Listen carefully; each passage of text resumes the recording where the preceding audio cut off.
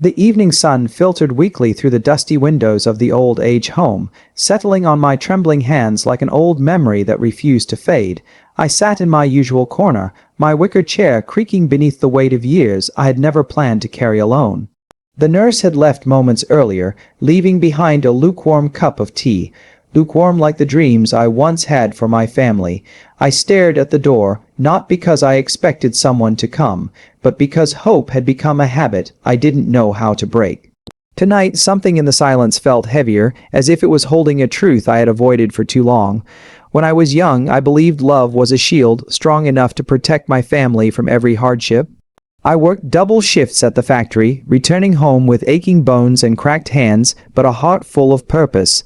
My children were my pride, their laughter was the melody that made even the hardest days gentle.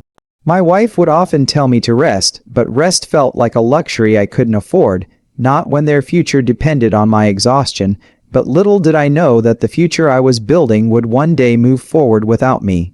Years passed swiftly. My children grew into ambitious adults, busy with their own worlds. I tried to keep pace, even as age began pulling me back. My hands shook more often, my breath shortened faster, but I kept giving, because love, I believed, was measured by how much you sacrificed. It wasn't until they drove me to this old age home, speaking gently while avoiding my eyes, that I realized sacrifice is not a language everyone learns to understand. And in their silence, I heard a truth louder than any words. They had already moved on.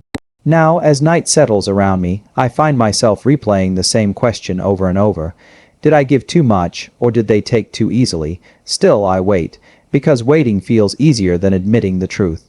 And somewhere in the dim hallway, a soft shadow flickers, reminding me that even abandoned stories find their way back to the beginning. The next morning brought with it a surprising knock, soft, hesitant, almost afraid of being turned away. Visitors were rare for me, so rare that for a moment I wondered if I'd imagined the sound, but the knock came again, and this time the nurse opened the door to reveal a young man I did not recognize.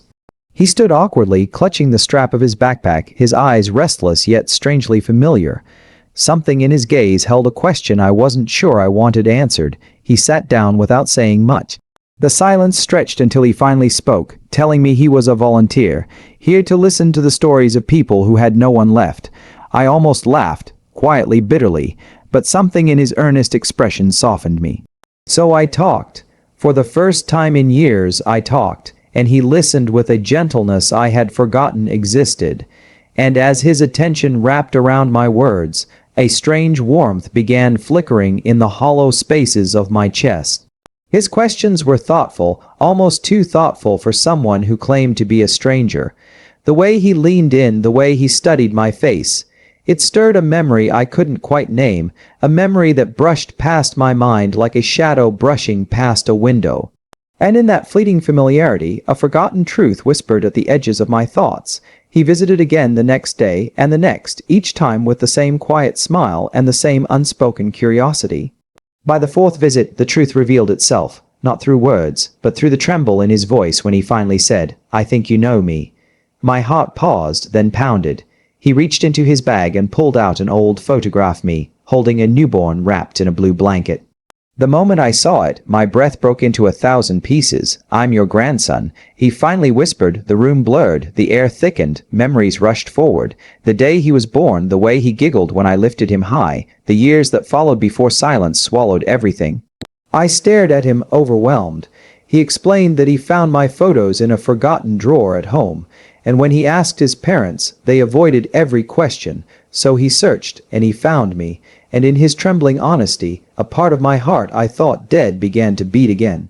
Word of his visits must have reached my children, because one afternoon they appeared at the home's entrance, hesitant, nervous, unsure of how to face the man they had left behind. My daughter approached first, tears sliding down her cheeks before she could speak. My son stayed back, guilt weighing down his posture. They apologized, clumsily, painfully, but sincerely. Stress, fear, responsibilities. They listed all the reasons that never sounded enough, yet somehow sounded human. And hearing them, I realized that even broken families can find their way back if someone is willing to take the first step. My grandson stood beside me, his presence firm and protective. My children asked for forgiveness, not for abandoning me, but for not understanding what I needed most, love, not comfort. I listened, my heart exhausted but open, and though forgiveness didn't erase the past, it made room for a softer tomorrow. The days that followed were tender in a way I thought my life no longer allowed. My children visited often. My grandson became the bridge that connected us again.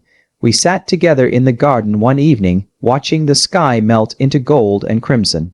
I felt peace deep, warm, and final. My body was weakening, but my heart felt full. For the first time in many years, I felt like a father again. As the sun dipped lower, I whispered to them to take care of one another. They held my hands, their tears falling freely now. My grandson leaned close, resting his forehead against mine. In that moment, the world grew quiet, soft, forgiving, complete. And as the last light touched my face, I knew my story had finally found its way home.